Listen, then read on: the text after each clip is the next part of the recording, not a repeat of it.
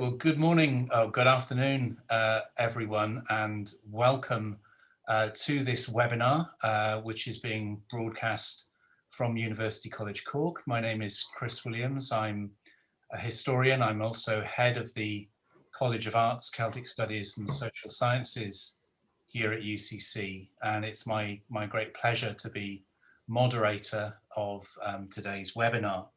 I want to begin just by welcoming, I think we've got almost 200 people signed up to today's session, which is a fantastic response, and a great thanks really to my colleagues here at UCC who have put this on, Angela Veal and Ciara O'Halloran.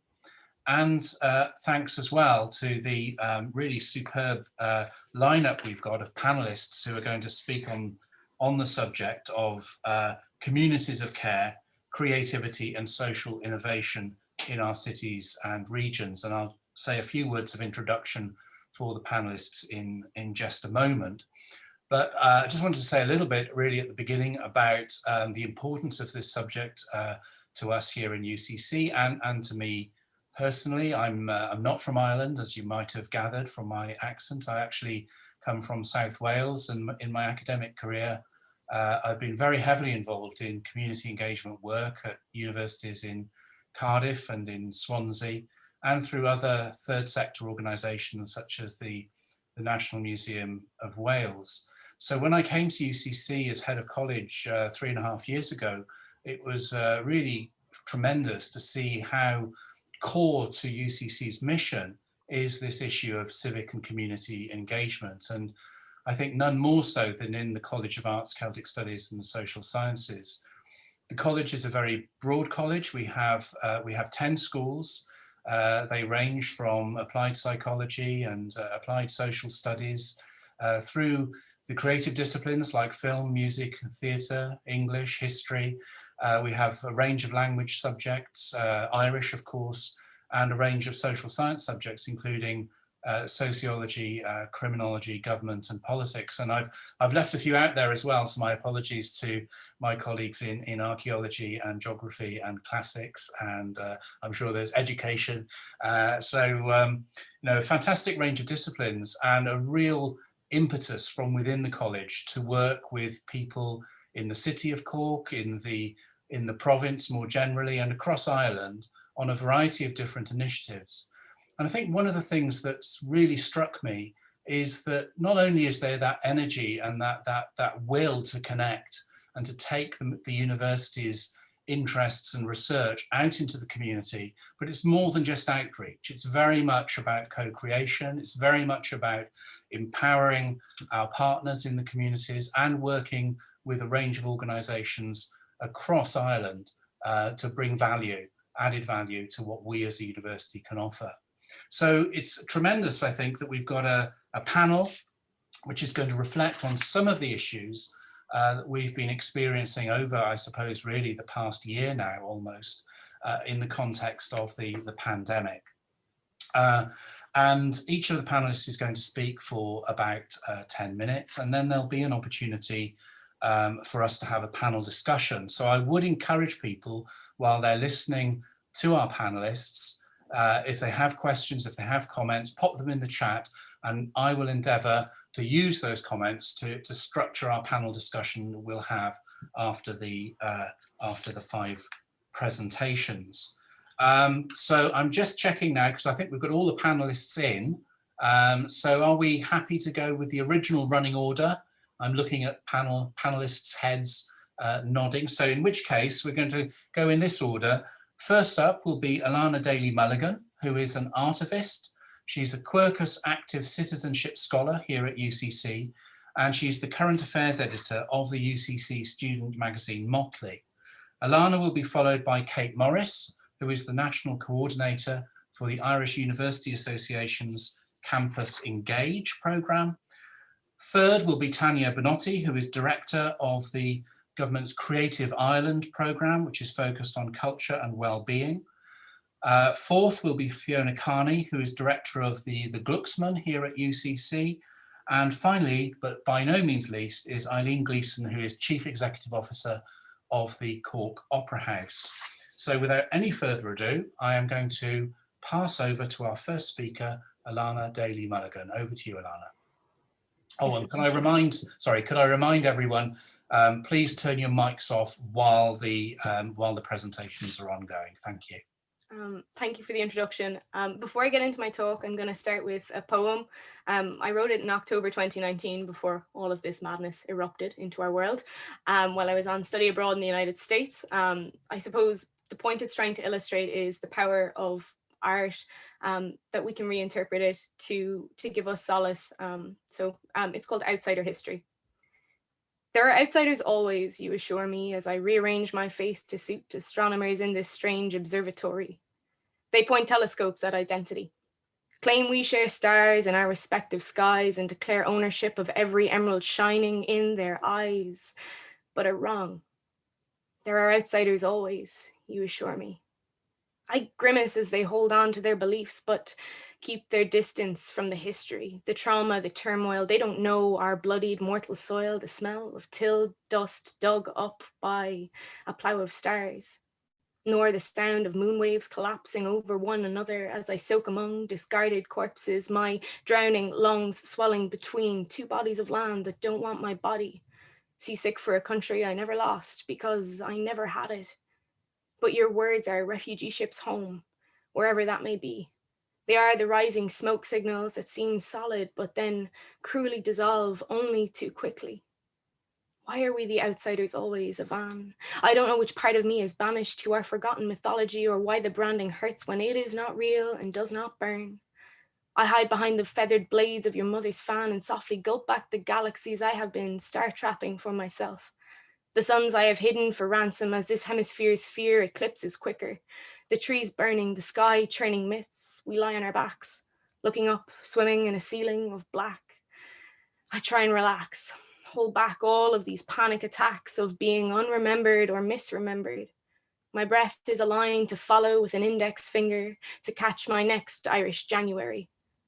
I know you know these feelings too. So I breathe out a prayerful picture of you on the cold glass, playing master puppeteer of future past and present with my tear. Tell me, is fear being outside history or being without it? So that's just a little introduction, and hopefully the points I bring up in my little time I get to talk with you will kind of illustrate why that's important and why this idea of interpreting art to fulfill our needs and, I suppose, empower our communities is so important to the work I do as an artivist, but also my work in Motley, which I'm going to be focusing on mainly. So I am, as Professor Williams mentioned, I'm a Quercus scholar, and I'm an unconventional final year student in my final year of an English and history degree. But I suppose what I'm going to be talking about today is my role as a current affairs editor at the university student magazine Motley. I also just want to say thank you to Angela and Kira, who invited me to talk on this panel today. And I'm really excited to chat with everyone about this issue because it's so important now to talk about the value of the arts in this industry and our industry, because it's been one of the hardest hit. And when I was preparing for this talk, I was conscious of two things. Firstly, I don't have a lot of time to tell you how much the arts has shaped my life and made it infinitely better. Like I'm sure some of my fellow panelists today, the arts is hugely important to me, not just from a career standpoint, but from a nourishing of the soul standpoint as well. And the other thing I was conscious of is this time last year, I was at my most artistically unproductive I think I've ever been. I'd just come back from my study abroad. I was burnt out from art and activism and overwhelmed by the woes of the world that come with being a moody adolescent.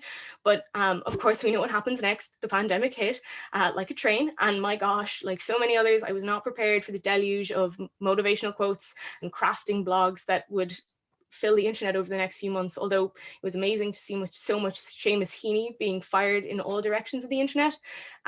And despite the want to reject my art and my creativity, it didn't seem to be possible because it allowed escape from the pandemic. It gave me a sense of purpose that what I was creating was hopefully doing good and helping people. But of course, the work we're all doing today is not about us. It's about connecting communities and further developing the bonds between the strands of art and activism. And the way I see it, we love art because it allows us to imagine a better world, and activism invites us to set out and implement that change. My philosophy is when we combine these two principles, we can do good for the present while remembering the past in order to build a better future.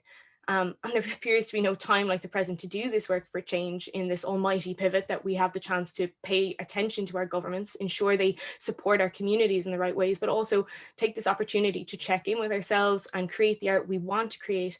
And from that, think about how we can use our art to give back to our communities and to curate hope. To bring Motley in, our mission is really simple. We're a platform for student voices and issues that otherwise would go unnoticed. And we've been doing a good job of it for some 15 years, covering all manner and matter of things.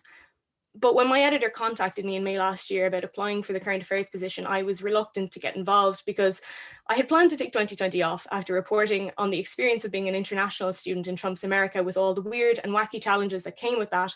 But for all the humming and hawing, I was propelled forward by the opportunity to help curate a chapter of hope and progress for students like myself and all the magazine team who want to know how we can be forces for good in these strange and unfamiliar times.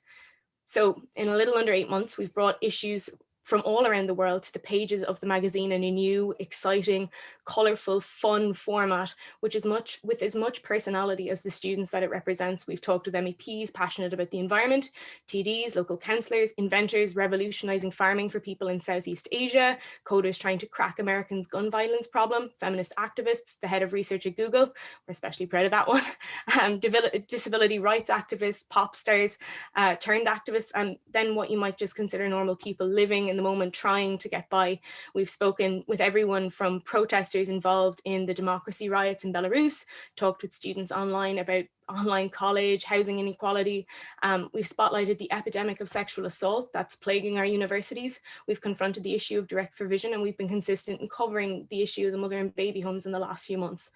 What we strive to do is create a space where people who want to improve their writing and get involved in campus life online can, where we can connect a global network of activists to share their stories and their craft for good, where we can challenge our beliefs about the world and demand change from that. About a week ago, I made the mistake of going on Twitter and reading a comment that a student had posted that people involved in student media act like they're all the lead characters and all the president's men. And while admittedly, I love a good journo movie as much as the next person, and the thoughts of being likened to Robert Redford in any scenario is very cool, it annoyed me, which is the first mistake you can make on Twitter, but it annoyed me because if you can do good, if you can change things, if you can curate hope, if you can do something that you love and help change and help other people, then why wouldn't you? Literature has proven time and time again to define moments, and in this country our independence is a testament to that. And it was Yeats who said literature is the great teaching power of all the world. As a journalist, as a student journalist concerned with current affairs, and by default of that telling the truth, this year we strive to illuminate issues that are being neglected by the coverage of the pandemic, while simultaneously moving forward, curating hope, encouraging participation so that people can bring art into their lives. And as we slip between the various Zooms, Microsoft Teams meetings, and Google Meets, if that takes your fancy, we are connected to people, and most importantly, we're connected to change. Growing up in Waterford's vibrant arts community and falling in love with Quercus has given me a place to express myself, and maybe most importantly, figure out what I want to express. In my view as a writer, my role is to show people that we can create a better world, and the words are the blueprints to achieving that. Whether it's poetry, prose, journalism, or any other medium, telling stories is important because it's what makes us human. And we love art because it lets us see change in motion. As creatives, in the many forms that it takes, we are making our way through this pandemic with one common goal, that we want to make a difference. And while art can offer us a chance to escape, we need to rethink and reimagine that and see it more as an opportunity to restructure and develop so we can create this bigger picture and so we can curate for the next moment. Thank you.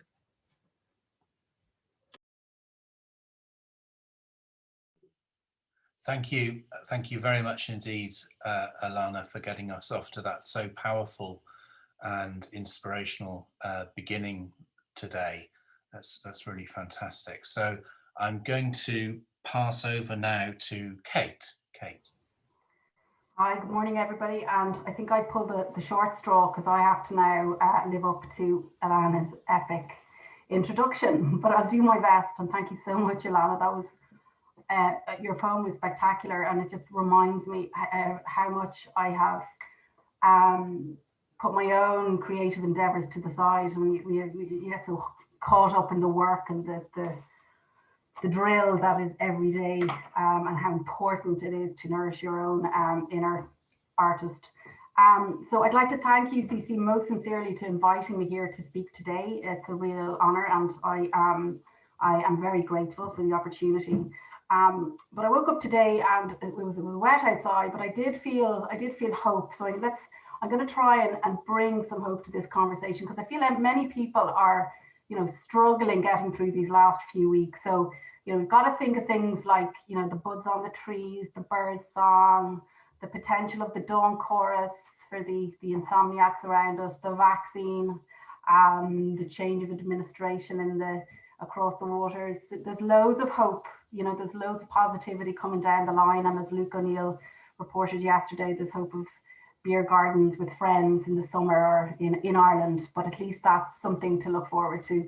And it's Friday. Let's also mention that. So I'm going to crack on, and mine is it's a little bit more kind of my contribution today is trying to set a scene that it's kind of it's going to be a call to action from this group of individuals to work together beyond this event, that we need to be organizing ourselves to position what we call here in Campus Engage is an engaged, community engaged, transdisciplinary approach to addressing societal challenges. So I'm based in the Irish Universities Associations, with the 7 presidents of the universities meet on a monthly basis to talk about policy, practice change, strategy. So I'm quite strategically positioned in that sense. And our case is around bringing research users, so bringing not only the researchers and the innovators in institutions, the engineers, the artists, the historians, but also the civic civil society members, the public, the Parkinson's disease individuals, the rest, older people, to the conversation, to the research and innovation table, through the educational process to address societal challenges. And the fundamental case is here that no social innovation is realized or is impactful unless we have the artists, the human scientists, the natural scientists working together and in collaboration to implement an innovation for change. And innovation translating to change in human behaviors. Yeah. So whether you're talking about a piece of technology like a phone or a vaccine or whatever it is, we need transdisciplinary groups of individuals to realize impact. And they're cottoning on to this in the European Commission and in Horizon Europe. Their funding calls are looking for these types of teams to work together to be successful in their criteria to actually access European funding. But anyway, back in Campus Engage, we are working collectively, collaboratively with teams to build training, building human capacity on campus, off campus in this field. We're lobbying, yeah, like the rest of them out there. We're lobbying for this in policy, through policy briefings, through conversations with the policy decision makers. We're also, when you think of the Programme for Government, yeah, Programme for Government is this lovely glossy document full of aspirations. It's got everything in there. It's got, the emissions crisis, we need to address that. We need to address the direct provision, which will probably be like the sagas of our mothers and babies' homes in the future. Affordable housing, COVID, health services. It's all in this Programme for Government. And our argument is you can't address these challenges in the Programme for Government unless you're working with the researchers, the innovators, civil society, and the research users collaboratively. And I would argue and I would position, looking at this from a national perspective, that UCC and Cork are early adapters in this space. And that comes from strong leadership. I mean, strong leadership from the bottom and the top. Since I've joined this role in Campus Engage, I've worked with spectacular individuals who've given above and beyond, like the Catherine O'Mahony's, the Kenneth Burns, more recently the Ruth Halleys and Martin Galvin's, but also your previous president and your existing president, great champions for this work. And also the infrastructure that you've put in place in UCC seems to be effective in my eyes. I know everything has its problems and its challenges, but you appear to be early adapters. And I think that the indicator for that is that you have an event here today where over 70% of the participants are actually from off campus. That is a massive indicator from success in my books. We're fed up with talking to each other. We need to stop talking to each other and start collaborating and working in partnership for change. Also, let's remind ourselves, UCC is ranked first globally on the planet as the sustainable university on the planet. So that doesn't just happen overnight. It comes through hard work, collaboration, leadership, etc. So, bringing to mind, we are facing not just one societal crisis at the moment globally. We're facing three. We're facing fake news and a mental health crisis. And this is something that's playing out now, but it's going to be hitting us like a kick in the face down the line, I would argue. So we need to be working together to address these number of pandemics. And again, these cannot be addressed working in isolation. We need to work together collaboratively in transdisciplinary teams to address these. And I would argue the arts, for me personally, although I'm not doing enough of it, is the one solace myself and my partner, others would find turning on a podcast, picking up most recently the Epic of Gilgamesh, or listening to a piece of music. It takes you away from the constant media messages of the negativity, and it is just the best escape route, and it builds that resilience in us. It builds the resilience and the hope, and it builds community, that shared feeling or human state. So I want to look back to the structures that are in place to support this work, okay, and that we are working on and with for change. So the funding models that exist to support this transdisciplinary approach. So the artists working with the engineers, working with society to address societal challenge. The IRC has the Coalesce funding calls, the New Horizons funding call. SFI has their societal challenge call. HRB has their PPI, public patient involvement calls, and Horizon Europe, as I mentioned, we're working closely with the European Research Council and the Vice President there on implementing new criteria and award systems for engagement. So really there is a thirst in terms of political change and funding change, but it's at early stage, I would argue, of implementation. And in Ireland, we have our new science strategy that's pending. Our existing science strategy does mention this and call it out. However, there is further change that needs to happen. That's all very good. It's surface level change, but we need more systemic change. And I understand that we're working to change the metrics that are down on paper to measure research and innovation impact. It can't just be about H indexes and citations, and it needs to be much deeper and much richer, which I know many UCCs academics are working on. Early intervention, prevention programs in community. How are we measuring the impact of these? The work academics do with policymakers and CSOs in terms of housing, building affordable housing, social housing. This is happening, but are we measuring it, and are we telling the stories of the university's success, and are they being rewarded for it efficiently and effectively? But also we need to talk about the infrastructure on campuses. The funding models are changing, the policy is changing, but our campus is changing. And I read a fantastic document the other day at universities in Switzerland where their campuses are changing their models. So their units, their apartments are now looking at addressing societal challenges. So you might have a climate change department with artists, with English professors, with engineers, data programmers working together to advance disruptive technologies or early intervention programs, working with farmers, working with aviation industry. So maybe we really we need to really push the agenda here and push ourselves to reimagine and be strategic and think around corners and be as competitive in a global market for higher education as we can be. And again, cleverly wrapping this around the sustainable development goals. Certainly at a more micro level, I would be very much asking all of us, in particular in UCC, to work together. So Alana, Eibhlín, Fiona, Tania, your role and all of the other members of this audience is to seek out positions on new science innovation centres. There's a big announcement on SFI of another tranche of SFI centres. You need to be on those centre steering committees. You need to be challenging what they're doing, how it's impacting societal challenges and working with, they're only too keen to work with civil society organisations, but we need to build those partnerships and break out of our kind of comfort zones. Also, I would say that the mechanisms also to funding, we're on the route to progress, but we need a more fundamental change in terms of incentivization for civics and civil society organisations to work with researchers, in terms of new funding models that actually fund and pay experts within civic society organisations to work with researchers and innovators, and to acknowledge the experts, their expertise role much more strategically. And then in an institutional level to have promotional criteria for staff that recognise their work in this space.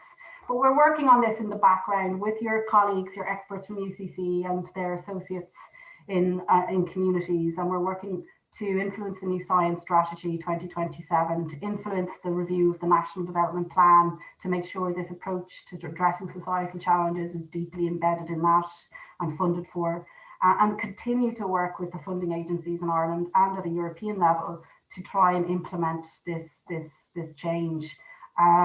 We have recently signed off on a policy briefing we will send to each department, whether arts, its new title, arts, what is it? Can't remember, it changes so regularly, but the new Department for Arts and used to be Heritage, and whether for Children and Youth Affairs, for Agriculture, and it's a policy briefing that is calling on those ministers to look at their priorities in the programme for government and to work with the funding agencies and the most advanced or expert in universities and civic society organisations to address the societal challenges through the programme for government.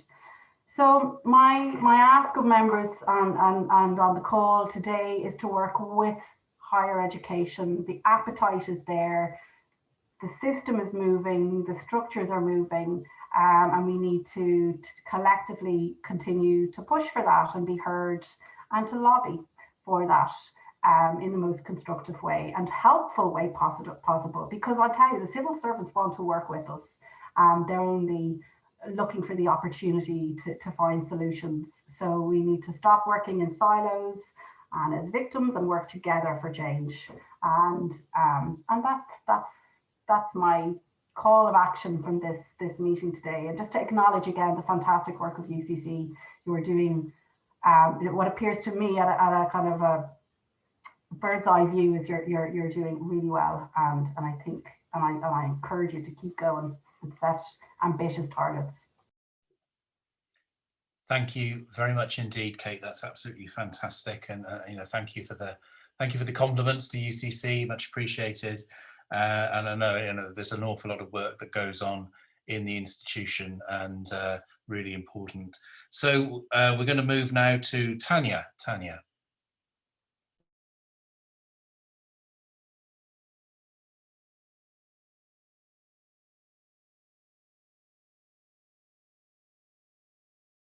You're on mute, Tania. You're not on mute now. Can people hear me? Yeah. Yeah. So hello, everybody. Smashing to have such a great audience and really appreciate all the different perspectives of Kate and Alana. So I've been just asked to talk a little bit about the Creative Ireland programme, which is a beast of a programme, but perhaps two specific things that we've been doing in the last year or two around the piece around creativity in communities, and picking up on what Alana said about giving back to communities and curating hope. So I'm going to give you a quick whistle-stop tour through some of those things. And although it might seem strange to say it, COVID has almost been the making of the Creative Ireland programme and what we try to espouse. And although Alana is right that the arts community has been very, very badly hit by COVID, it has also brought to prominence and to value what the arts and culture and the creative sectors bring to Ireland. So we are a very ambitious all-of-government strategy, and we were set up at the end of 2016 when many of you will remember 500,000 people on the streets of Dublin and every local community thinking about what Ireland was 100 years on from 1916. And when we were set up, the Taoiseach said that we were a well-being programme. And the big, hairy, audacious goal is how do we put creativity at the centre of public policy, which is probably something that no other government had at least announced the ambition of doing. And it is a very, very big ambition. Just to give you a bit of a sense of the structures, hopefully my screen will move on. Yeah, I don't know if you can see that, but basically we are an all of government initiative. There are only 4 all of government programs: Healthy Ireland, Creative Ireland, Global Ireland, and something called Better Outcomes, Brighter Futures, where no government policy that affects young people can be implemented without consulting young people beforehand. So although I'm based in the Department of Tourism, Culture, Arts, Gaeltacht, Sport and Media, and by golly, is that some title, I also report to Martin Fraser, the Secretary General of the Department of the Taoiseach, and to the Cabinet. And I've thrown that slide up there, I suppose, because when I was talking to Angela ahead of the conference, she said there would be quite a lot of researchers on the call.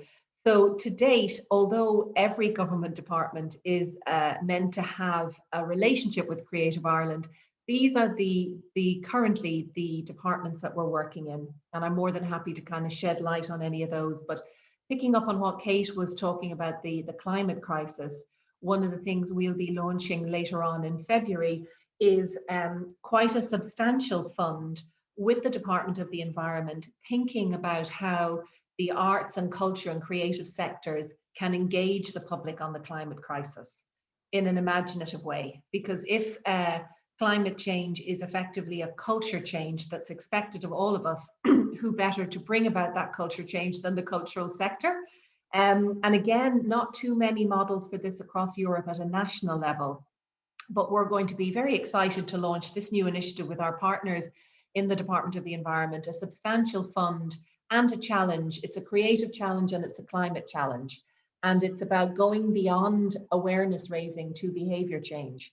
You know, a lot of the projects that we have looked at that have been funded to date by different people, almost all exclusively focus on young people, when all the research shows young people do not need convincing about the climate crisis. There are plenty of other cohorts where behavior change is urgently required. But yes, you might be surprised to think that culture and creativity has an impact on all of these different departments. So for example, with the Department of Foreign Affairs, you may be aware that the Irish government has an ambitious Global Ireland strategy. We're going to double the number of embassies worldwide, and we're thinking about how Irish culture and the creativity of people living in Ireland can be a way of talking about ourselves in the world, a sort of tool of global diplomacy. So happy, as I say, to answer any questions, but this is the current range of departments that we're working with. Oops. So just a quick whistle-stop tour through the original 5 pillars of Creative Ireland, and things have really shifted even in the last 2 to 3 years. I'm going to focus on Pillar 1 and Pillar 2, but just to say there is a very ambitious programme of 640 million euros for the national cultural institutions, some of whom are on this call, a new national theatre, a massive extension to the National Concert Hall, refurbishment of the National Library, and so on. We also, as I say, have a plan for a roadmap for the creative industries that we're working on, and we're working with our colleagues in Foreign Affairs around that international image. But specifically, the theme of the conference today around communities, creativity and care. So we have a very big, hairy, audacious goal, which is to enable the creative potential of every child in Ireland. And when I was given my marching orders by the Taoiseach at the time, I was like, yes, what an incredibly ambitious goal. But of course, all of these things are going to take time to roll out. We are currently working in about 20% of all primary and post-primary schools in Ireland across a range of projects, some of which you may have heard of, like creative schools, creative clusters, music generation, various initiatives which are trying to put arts and creativity at the heart of schools, and for each school to think, depending on where they live and the cohort of pupils in it, for the students in that school to think, well, what does creativity mean for me personally, and how does it live across school life? We have an extensive number of projects out of school, particularly trying to target the most disadvantaged children and the children at risk of dropping out of school. And again, using arts and culture and creativity Some of you will be aware of existing initiatives like Fighting Words, set up by Roddy Doyle around creative writing. We're working with Sing Ireland, Youth Theatre Ireland, lots of different creative tech initiatives, rolling out all kinds of different things, using arts and culture and creativity out of school. And then the big lesson, I guess, from other countries, change will not come to education unless teachers are supported to explore their own creativity and be confident about using it in the classroom when they have obviously a lot of curriculum to develop. So, as I say, a very extensive body of work around children and young people. What came to the fore during COVID was our big creative communities work, about 14 million spent over the last 3 years, which is a large sum of money. I know that I have on the call the Creative Ireland coordinator for Cork City Council, if she wants to say a few words later. But the structure of our work in local communities is through the local authorities.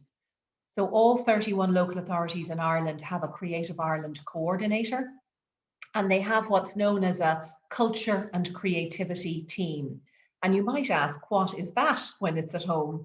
Well, basically the promise to the local authorities was that the Creative Ireland programme would put money on the table if local authorities brought together, in some cases they already had, but in others it was new, a minimum of the librarian, the heritage officer, the biodiversity officer, the arts officer, and the community development officer as a start, together with the local enterprise board, to set up a culture and creativity team. And really the idea is, what does creativity look like within local government? How might the arts and culture work with the planning department or the roads department?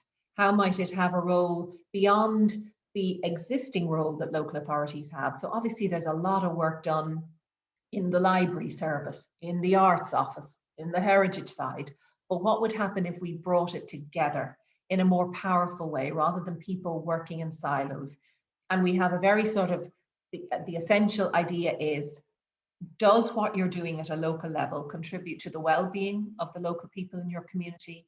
Anything to do with social cohesion? We've seen some really smashing projects in that area. And what does it do for economic development, particularly arts, culture, and the creative industries? So it's been an absolute eye-opener and a real proof positive. Conscious of a lot of Cork people on the call, you will have seen the Ardu graffiti all over Cork City. That's thanks to the Creative Ireland programme in Cork City. So a very active programme within the city, looking at linking together all the, I guess, the infrastructure that exists, many of which you'll be hearing from, like the Opera House and the Glucksman, but really with a person focus. And I suppose I'll probably just end on two things. Angela asked me to talk a little bit about research. It's probably fair to say that when we set up Creative Ireland, we were set up at speed straight after the Ireland 2016 programme. So we didn't start with a huge amount of research baked in, but as we've been going, we have certainly tried to do it. So recently we've just announced 2 research grants in the area of creativity, wellbeing and young people, one with Dr. Michael Finneran in UL and another with UCD. We do have the Creative Ireland Fulbright Fellowships, 3 for those on a PhD track, with nominated institutions like any of the Smithsonian institutions, the Exploratorium in San Francisco, and the Harry Ransom Center, and one for professionals that just want to go to the States and work with a creative organization over there. We're funding a postdoc researcher in Tilda. Those of you who know Tilda, the longitudinal survey on aging, the largest ever research project involving the over 50s, looking at how participating in creative activities contributes to well-being. Because I'm guessing most of you on this call wouldn't be here if you didn't believe implicitly, intrinsically, and powerfully that doing creative things contributes to your well-being. And essentially the well-being of people in Ireland is our greatest national asset. So as we age, I'm convinced, but I would love the researchers to be able to prove to the Department of Health and the HSE that participating in those kind of activities contributes to your well-being and has a measurable impact on your health.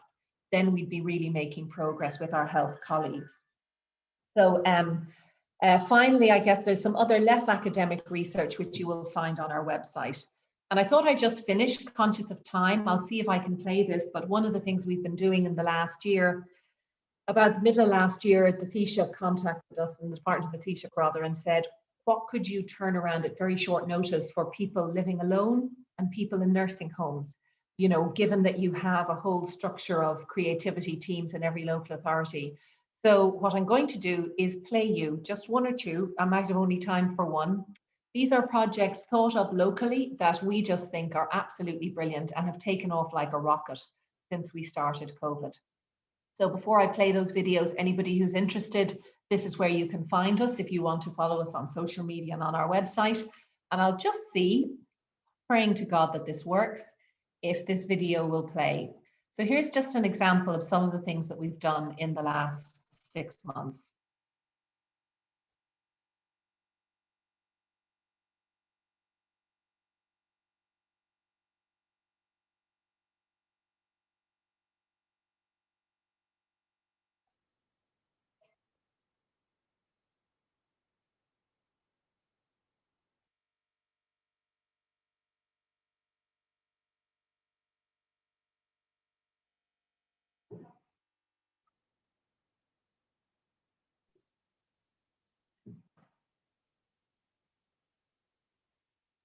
We're not getting the sound, Tania. Is there some sound? Well, look, then in that case, I will just leave it. I knew it was probably too much to hope for. But yes, they're basically projects where we worked with mummers traveling up and down the country, starting in Leitrim. And another was where we asked professional musicians, those working in the National Concert Orchestra, to set up something called COVID Care concerts, which essentially is professional musicians touring around to nursing homes and care home settings, performing outdoors, repeat visits to people in nursing homes and those living alone, and really just a moment of joy, a moment of pleasure in their isolation. So I will provide the presentation, and you can certainly find those films on our YouTube channel. So I'll leave it there. Thank you. Thanks very much. Thank you, Tania. We are going to try and share it. Actually, Kira, I think, has the technical expertise. So, Kira, do you want to see if you can play it?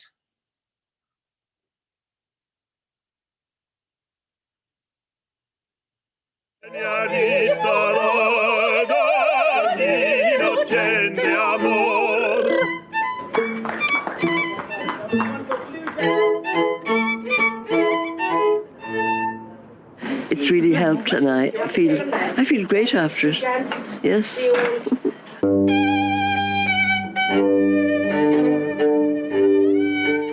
I was so happy. The nicest show I enjoyed for a long time.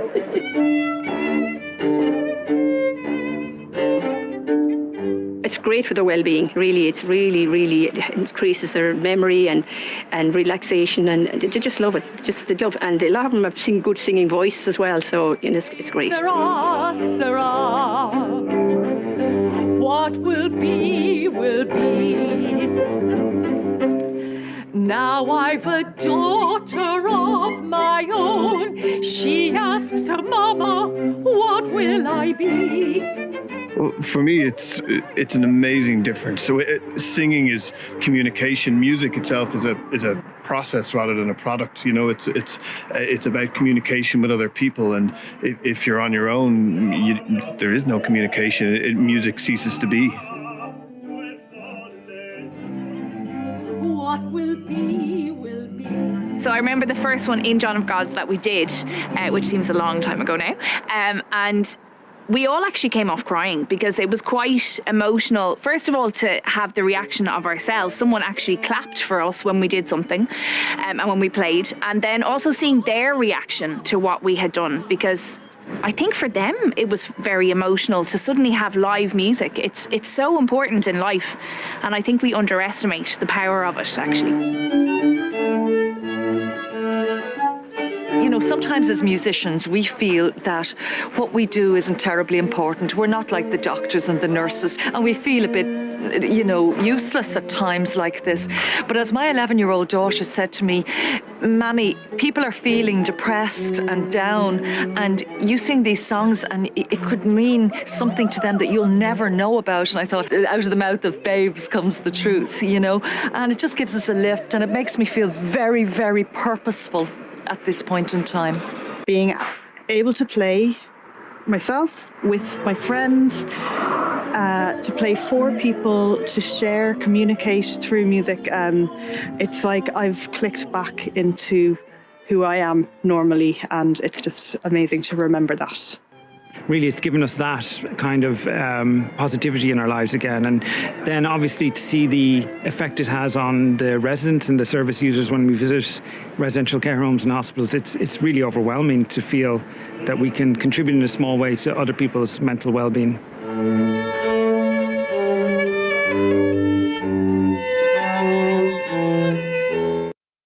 This feature is brought to you by Creative Ireland in partnership with RTE, supporting the arts. Supporting artists, supporting us.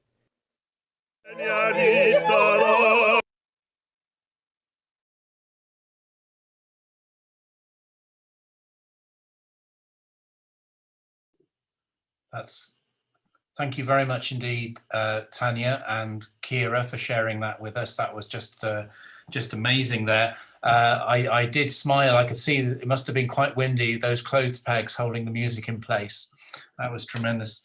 So next up is Fiona Kearney, who is director of the Glucksman. And I just wanted to share my first experience of the Glucksman with you, which was a really positive one. So I came to UCC on the 9th of March 2017 to be interviewed for this job. It was my birthday, as it happens. And after the interview, I sort of staggered out somewhat dazed after an hour and a quarter of being grilled by the interview panel. And I found my way to the Glucksman, where I had a great early lunch. And then I wandered around the exhibition that was on at the time, which was, I think, called Gut Instinct. And I do remember one particularly striking exhibit in that exhibition, which was an entire wall painted with Nutella spread. And a few weeks later, I brought my wife and children back to Cork on our first visit to the city, and took them to the Glucksman to see the Nutella spread, and it had gone. And my sons, who are big fans of Nutella, were devastated. But it was just a really fantastic experience to go into the Glucksman and see just, you know, this kind of really impressive and experimental and provocative art at the heart of the university campus. So great pleasure now to ask Fiona Kearney to speak. Thanks, Fiona. Okay, let me just bring this up here. So unfortunately, this is exactly what our galleries look like at the moment. They're completely empty. Thank you, Angela, Chris, and Kira, for inviting me to speak today. I think the concept of care is particularly important to me because the word curator comes from curare, the Latin to care for. And along with my colleagues in the Glucksman and indeed across the university, the last year has been an immense challenge as we figure out how to care for the artistic, civic and academic communities which we work with. But we work with them in the Glucksman by trying to coax them in, as Chris has remarked, to enable them to feel that the university, the wider university campus, that wider research that's happening across all 4 colleges is accessible to them. So it was a huge challenge for us to think about what it means when we closed back in March. And I think, like many of my colleagues who are on the call here from cultural organizations, we sought to use the digital sphere as a place of engagement, and we immediately embarked on 2 initiatives. One to highlight how artists were being impacted by the pandemic. So this was a digital online sharing by 15 Irish artists of, you know, what it meant to them at that point to be confined to 2 kilometers and working from home.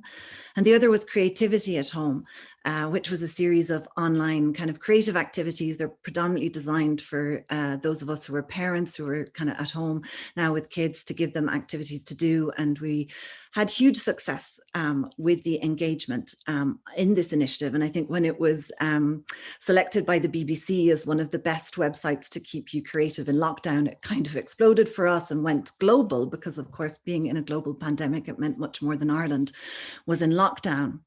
But I think all the time I was just so incredibly aware of what it meant for the communities that we work with who require additional supports to participate in our creative activities. So one of the things we kind of did straight away was that we organized an art supplies drive for 3 communities that are very, very important to us: those young people who are living in direct provision, the traveller community, and children who are confined to family hubs, so who are homeless. So that was some small way of trying to enable them to participate in these creative activities that at that point we could only communicate with digitally. But we were already thinking beyond that. And this particular quote was stuck in my mind because I remember at the time when Sana said this, it was at the launch of a film that the Glucksman had developed in partnership with 2 colleagues in applied social studies. And to pick up on Kate's point, this was funded by a grant from the IRC. Katrina Nilera and Eibhlín Hogan were doing incredibly important research with young people in direct provision that was facilitated through the creative practice that was happening in the Glucksman. And we wonderfully got a red carpet moment for these young people and also enabled them to, as is key for that project, to express their voices and views in the public domain. And Sana said that the Glucksman had become home to me, a place where you can come and express yourself. And I just felt, wow, this is it. We've kind of done it. You know, we've made our university and our gallery really feel integral to this young person's life. But when the pandemic hit, I just couldn't get the idea out of my mind of what does it mean to be confined to home during a pandemic when it is a place of deprivation. And it brought me back to one of the reasons that we got involved with young people living in direct provision was, again, through the College of Arts, Celtic Studies and Social Studies and the work of colleagues there, Mike Fitzgibbon and Jackie O'Riordan, who'd sent around these really terrible images by young people. This was circulated about 6 years ago on the University All Exchange Users Network. And one of the things that must immediately strike you is just what extraordinary creativity, but to what terrible ends. And knowing these images had kind of sent us on a journey where we had moved specifically to remove these children from these environments, to bring them into the gallery, bring them into university with immense support from our student community. And just again, to recognize the extraordinary work of people like Alana on our campus. The young students who work with us have a society called Fáilte Refugees, and they've been working with us consistently for the last 5 years as volunteers so that these children can come and truly feel like, as Sana said, that the Glucksman is home.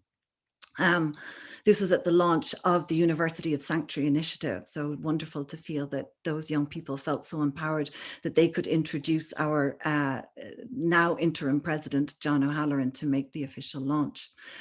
So what we did was we thought about how could we continue the projects outside. And this summer we, with the support of Cork City Council and the Arts Council who fund this project, we continued the work that we do, moving the practice into the spaces around the gallery.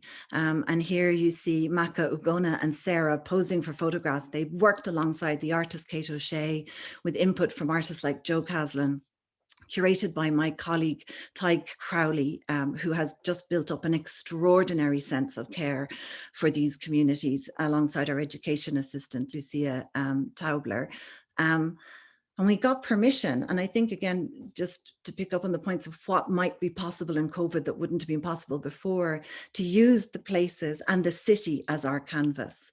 And they installed these incredible images as murals, images that they developed themselves, questions that they wanted to pose back to us all across. This is a wonderful site in Curls Quay in Cork City Centre. And critically for us, on the facade of Cork City Library, which, you know, is right on the middle of Grand Parade and a really important civic building. And that sense of ownership, I suppose, that had been enabled by them coming on campus was suddenly now extended to a sense in which it was initiating a dialogue with the entire city.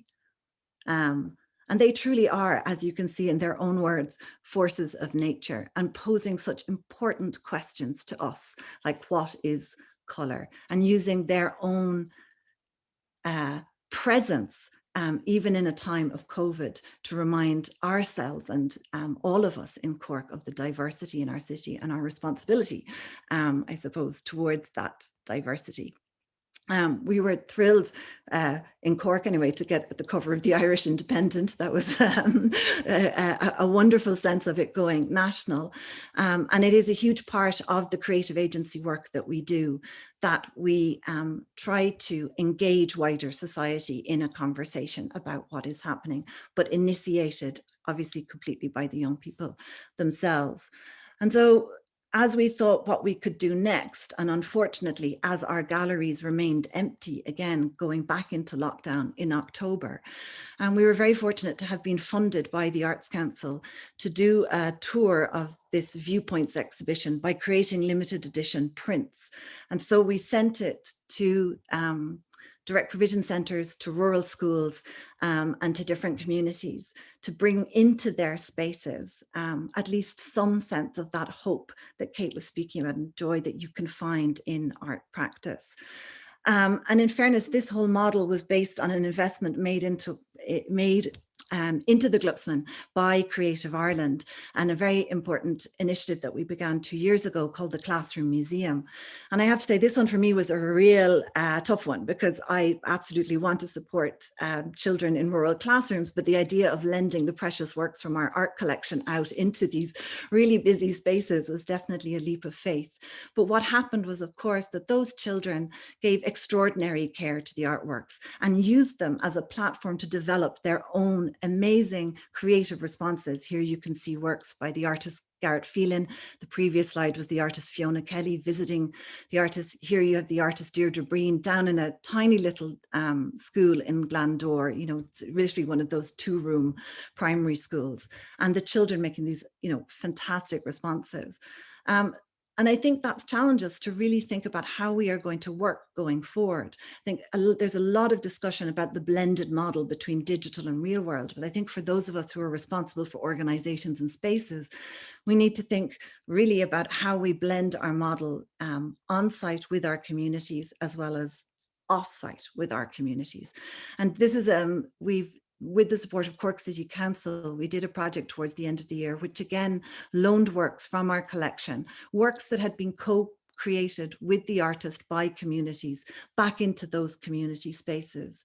And here you see from what has become an incredibly poignant series of works by us, by the artist Megan Eustace, which she developed with members of our senior community.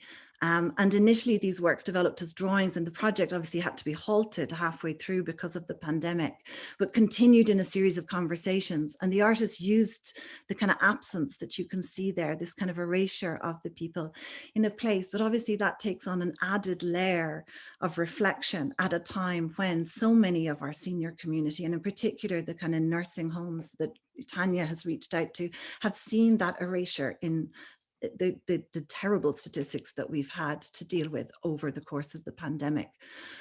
So for me, art becomes, in this case, a way in which these people made this work of art with this artist. They have an ownership and a way of talking about some of the things that are just so incredibly difficult to talk about, and begin some perhaps process of catharsis, of working through something and having still this sense of being able to feel like creative agents in their own right. We loaned them a series of works to a library up in Ballyfahan, and because what we're also aware is it's going to be a big job to encourage people to come back to the Glucksman even when we do open. And we thought by loaning works out to libraries, it's like a first step of, you know, you might be able to just go within your 5 kilometers to go and see something, and to have that sense that we're still here and we still want to be here for you. And this work by Colin Crotty, I think, pulls together so much of what I've tried to touch on today. It's a portrait that was created in partnership with rural healthcare workers, the artists working alongside those healthcare workers to learn about their practice. We did creative workshops with that group, which they themselves hugely valued as an outlet for themselves. And here he has made this extraordinary portrait of a young family being treated by a nurse in a direct provision centre. You can see like the fridge on the wall, that kind of, again, sense of confinement, but that we've put it out in the children's section of a library, where we hope that even if those children cannot come as far as the Glucksman, that they might be able to get to their library to see art and to know that we are still here, even if the here of that cannot be our gallery for now. Thank you.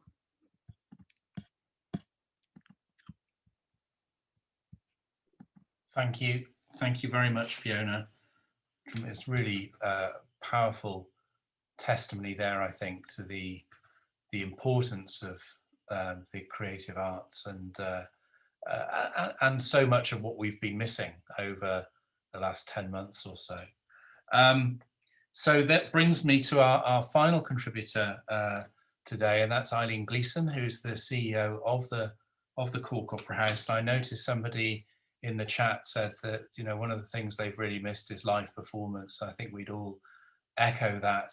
Certainly here in Cork, you know, going to the Opera House, going to the Everyman, going to the Arts Theatre, that's all been a really important part of my life for the last few years, and it's been a bit of a gap since March last year not to have those things. But we look forward, hopefully, to seeing some activity in those spaces within the next 10 months. So Eibhlín, over to you. Thank you so much, Chris, and thank you very much for the invitation to speak today. It's really lovely to hear from my colleagues in the arts and to hear such positivity and I suppose such amazing forward thinking about how we will move to the next point. I'll just open my presentation here. Okay. So I thought I'd start by just giving you a little bit of an overview of what Cork Opera House is about. We see it as a place where artists are cherished, protected and supported, a place that prioritises breaking down any invisible barriers and presenting something for everyone.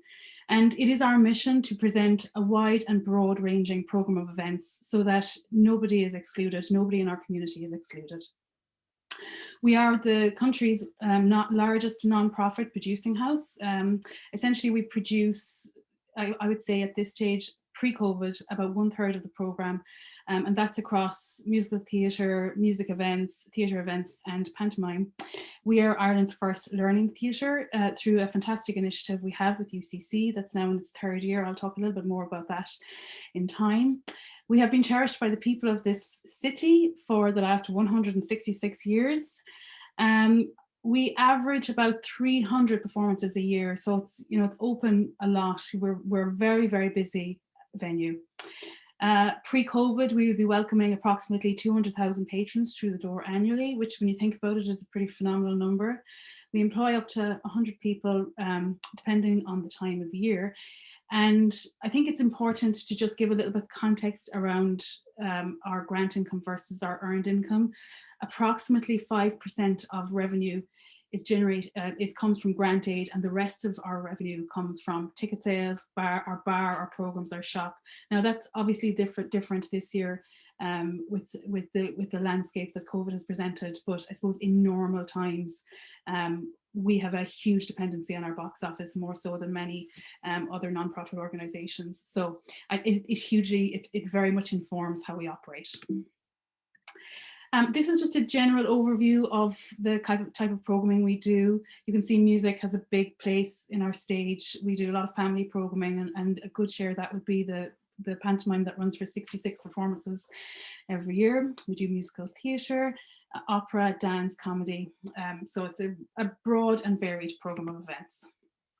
So I'd like to talk a little bit about my experience of programming during a pandemic. We decided last year that we needed to adapt and we needed to continue to work, and that was going to be a priority for us. As a mission-driven organisation, if we weren't meeting our mission, then there is no reason for us to exist. And I think as an organisation, we made the decision that, okay, it's time to adapt, it's time to see what's possible, and it's time to get out there again. We have a role to play in the well-being of society. We heard Alana talking about curating hope, and I mean, that's such a hugely important part of the work that we do. Everybody has been stripped of their coping mechanisms throughout COVID. We don't know how to filter what's happening in our worlds. And I think, as an arts organisation, we have a responsibility to, where we can, to assist in that and to help I suppose, engage and reconnect with our patrons. We must retain our relationship with our patrons. That's absolutely vital. The pandemic will pass and we will open again to the public, and we will have these brilliant, wonderful live events, and everybody will be back. And it would have been really important, I think, to have reached out to our patrons and been with them throughout this difficult time. And that's, you know, I think a really, really important part of why we would program during this pandemic. We have to provide the platform for the artists. The artists, it's their talent and their passion that make our business a success. We cannot forget them in this time. It's absolutely our responsibility to stay with them, to concentrate on creating opportunities for them. And in particular, I think for the Opera House, it's the first time in a long time where we cannot focus on having big events like the commercial reality of now is that's not possible.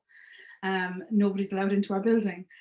So we have the space and time to talk to the artists in our community and to, I suppose, develop work and think about the future and concentrate on long-term planning and really bring them back into the fold. Like we don't have to do events that will fill a house of 1,000 people.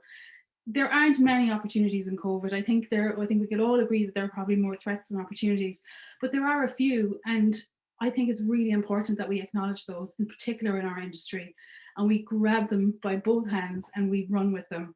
And I think the opportunity to think about the future, think about our plan, who do we want to be post-pandemic? Who do we want to be in the new world? And the Opera House is taking the time to do that now. And that's a really, really important step for us. And I think it will enable us really on a successful path of recovery. In that, I think it's really important that, you know, we have all been aware of a number of venues and bars and all sorts of places around the country having online programs, which has been like, there's been an absolute, it opened our eyes to so many things, and we've been able to see things in places we never thought we would get to. And that has been incredible and really important.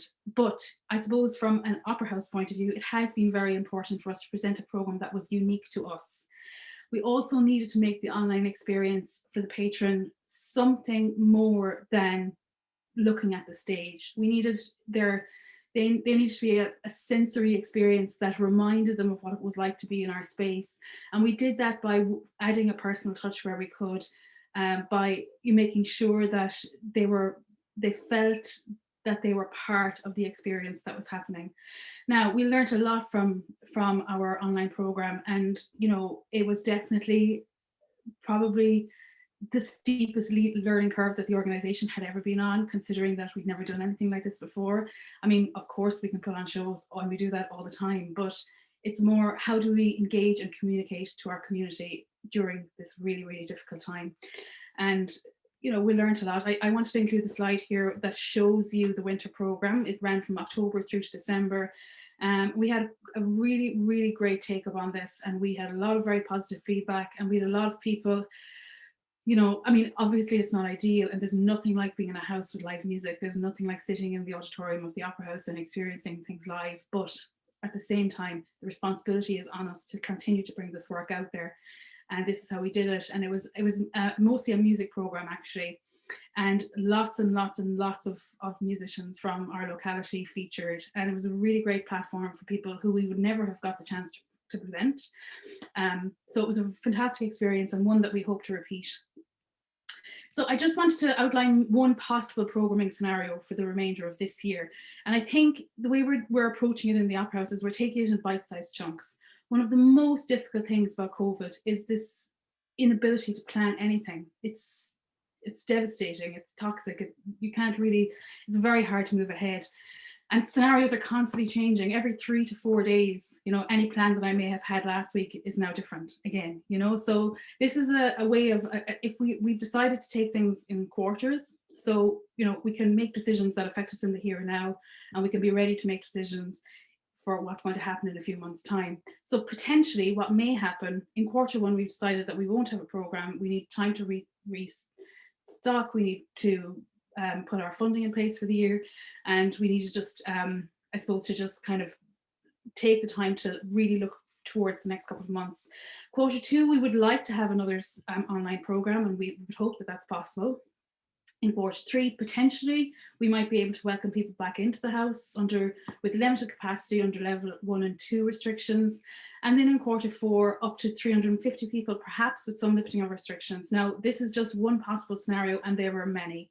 I think in this case, it would probably be, halfway towards fully opening again by the end of the year. And who's to say that with the rollout of the vaccine program that we won't be making the decision to open fully, and that would be wonderful if we were in that position. But whatever happens, we as an organisation needs to be solid and ready for what's ahead. I just want to touch a little bit on the relationship that we have, the partnership that we have with UCC, the very important partnership. And I think even more than ever, it's important now. When we set this up, we had lots of ambition, and we had lots of really great conversations with the university and with people from within UCC about what does this mean. It was set up to be a unique partnership to inspire, educate, and mentor students and industry leaders of the future. And I have to say the last 3 years have been a real turning point for the Opera House in terms of reaching out to the community and reaching out to the university and learning and listening and hearing how important our role was and what our role was. It's now in its 3rd year. As part of the pillars, we've had internships, we have a PhD student, we've had artist in residence initiatives, shared initiatives between the 2 institutions. And among the pillars of the partnership, we developed a master's in arts management and creative producing. And I was very privileged and lucky enough to be part of the part of the group of people who discussed what that was. What does this mean if we are to present arts managers out into the working world? What kind of skills do we need them to have? And for me, it's very important that they would be exposed to the cold face of what working in an organization is like and what working in a performing arts organization is like. This year's cohort will be the first cohort of arts managers to enter the industry in an almost post-pandemic world. They will have spent this year looking deeply into our industry, assessing organizations who are operating, how their mission is performing, is it standing up, is it falling down? And I suppose I will be working with these students for the next 4 months, and they will have first-hand experience of the decisions that we're making in the Opera House to put us on the path to survival and to recovery. And I think that that's going to be an incredible asset to our industry. And I have to commend the university for taking the risk on this great initiative and for backing it. It certainly is an honor to have the opportunity to work with the next generation of arts managers and to really give them the experience of making decisions, in particular during COVID. So in conclusion, I think if we are to survive and to continue to work, it's very important that we keep producing work, we keep investing in the art and the artists, we allow the artists to do their jobs of telling the story of our time, we adjust our offering to create a new engaging customer experience, we continue on our path as a learning theatre, and we will always be open to the conversation with any of the people working in UCC, and we've had an absolutely fruitful and wonderful experience to date. We continue to reach out to our partners in the community, and now more than ever, our sector needs the continued support of our stakeholders. Thank you for listening. Thank you so much, Eibhlín. That's just, again, thank you for all the work that you and your colleagues have been doing from the Opera House in the community in these very, very challenging circumstances. And I know I speak on behalf of colleagues across the college and across the university when I say we really treasure and value our partnership with you, and we're looking forward to seeing a deepening of that over the coming years. So colleagues, we've had 5 or 6 really good presentations, and we have about 10 or 12 minutes for some questions. If people who are on this call want to put any questions that they might have into the chat, I can share those with the panelists. But I thought what I would perhaps start off with is a question for everybody, just a quick question. And it's really, I suppose, looking forward to when the pandemic, in a sense, is no longer governing our lives. Eibhlín was talking there about how, you know, there might be a partial reopening, or of course at some point one imagines we'll be back to something like pre-pandemic conditions in terms of the possibility for gathering. And I suppose my question is, it's a question that we've been thinking about in the university in terms of, you know, learning and pedagogies, but it's a question for you as engaged activists in this cultural space. What would we learn from this experience that would change what we do in the future? Is there, rather than just sort of surviving the pandemic and coming out the other end and thinking, thank goodness for that, it's over and we can go back to what we were doing before, I'm imagining that for you, as for those of us who are thinking about you know, delivering university teaching, there are things that we will do differently because we've learned new skills or we've spotted new opportunities. So I'm perhaps throwing an opportunity here out to the panelists to say what they might like to see as a different practice in the future that'll be of benefit. Tania. I suppose, Chris, one of the things that I'm hoping is that we've really begun to start to develop a relationship with the HSE and the Department of Health. And I suppose there's been a long history of probably 30 years of the Arts Council funding arts and health initiatives, but perhaps that sense in which the health side of the house, do they value it? Do they see it as crucial to a mental health strategy and a well-being strategy for people?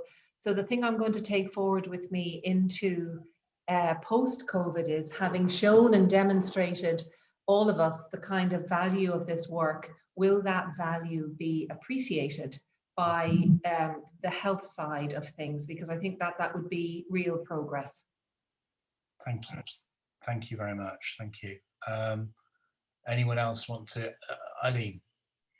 I think, Chris, it's important to note the use of technology that may not have been there, you know, even a year ago.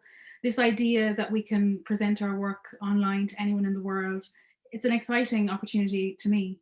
To think that people in Australia or anywhere in the world can join and watch our Christmas concert, or they can be part of a very special one-off event that they would not be able to attend otherwise. I think, you know, it's certainly something that we're considering in our future, is this continuation of streaming events from our venue.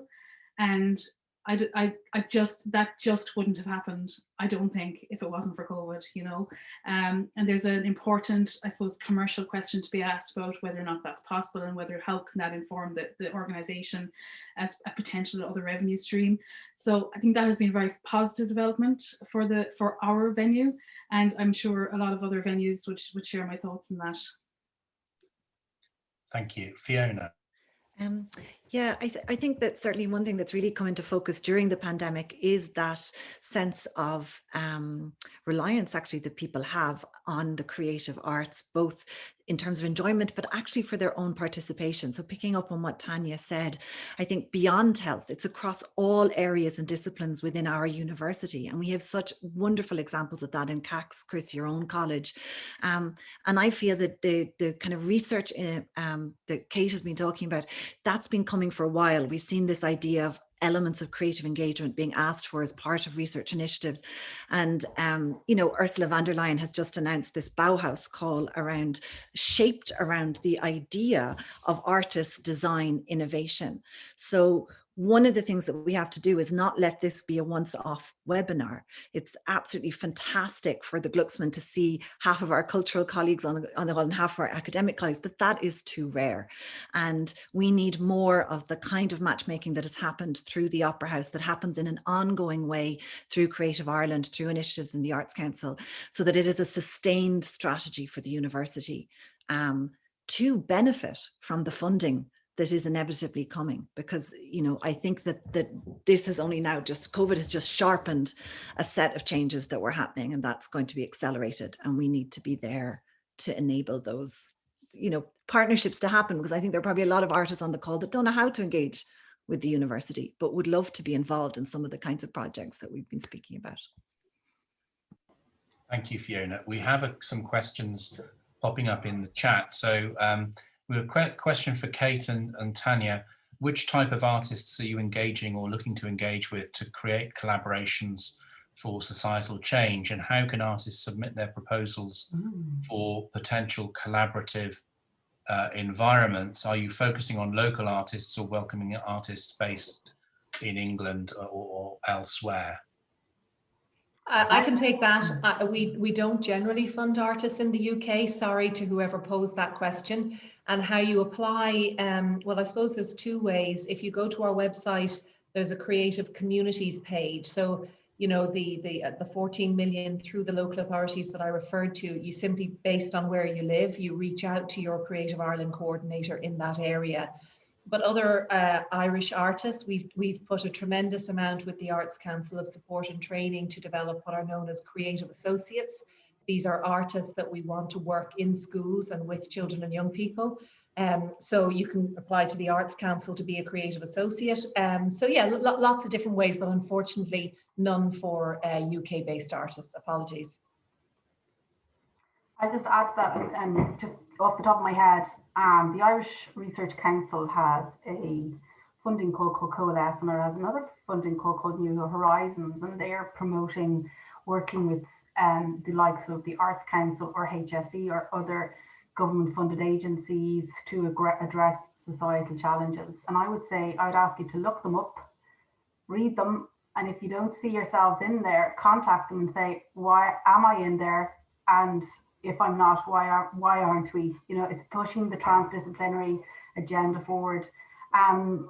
But besides that, I think we also have a kind of responsibility on the higher education institutions. A lot of us are today sitting in our nice, comfortable, I'm in a child's bedroom, whatever, but which we've transformed into an office.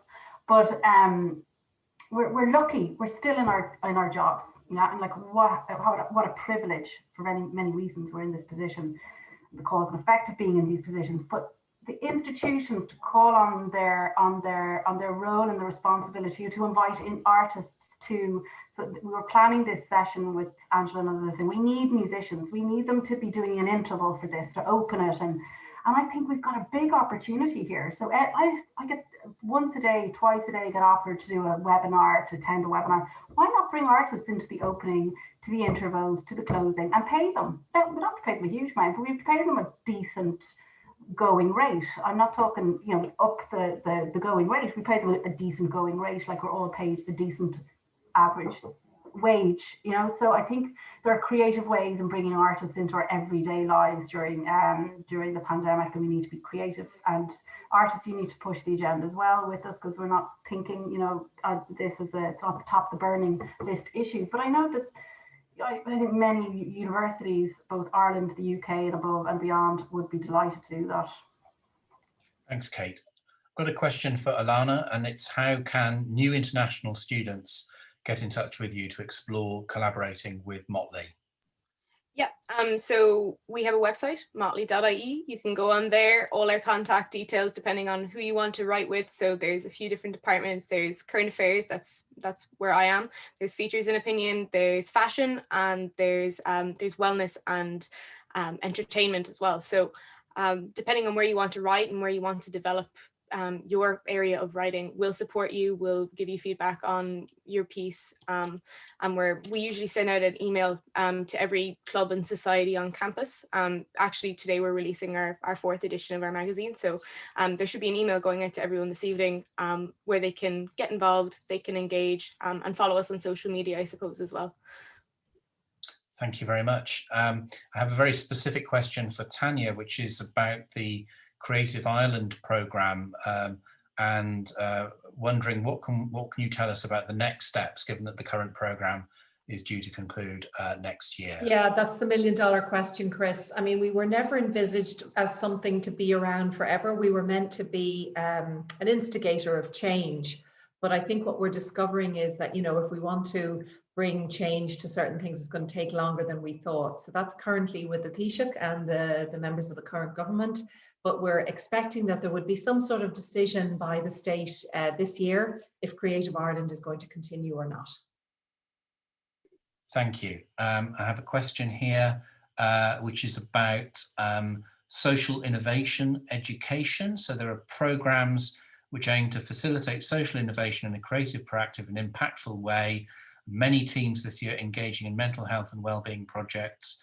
How can these students be supported by partners on this call in terms of amplifying the youth voice and supporting and encouraging their innovative actions? Zane, would you want to pick that one up?